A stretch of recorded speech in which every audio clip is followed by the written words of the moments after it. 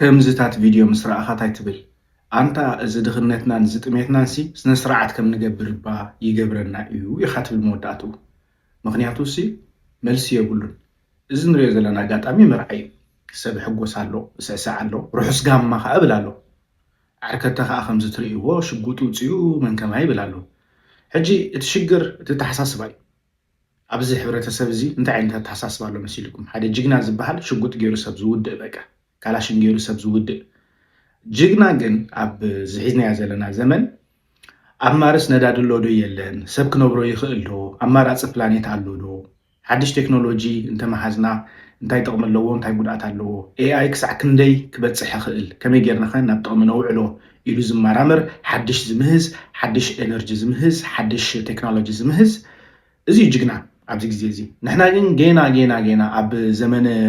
ከምዚ ምሻሎ ጥንታዊት ግብፂ መሶጶጣምያ ገለ ኣብኡ ኢና ዘለና እቲ ጅግንነት በቃ ብነቲ ሰብኣይ ተወድቆ ተቆርፆ ክሳዱ ገለ ከምኡ ኢና ዘለና መስለኒ ብጣዕሚ ደሕዝነካ ቁሩብ ንእሽተይ ሕልፍ እንተዳ ኢልልና ሲ መንከማና በቃ ብረት ሒዝካ መርዓ ስዕስዓ በቃ ብረት ከዓ በቃ ዓብ ነገር ተሓሲቡ እዋይ ኣንታ መዓሲ ክሓልፈልና ንሕና